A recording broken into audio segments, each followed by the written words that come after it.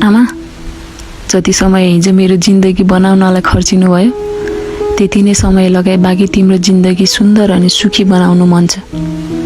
ढिलो चाँडो त होला कि तर विश्वास छ बदलिन त बदलिन्छ एक दिन अवश्य। तिमी बस धैर्य गर है।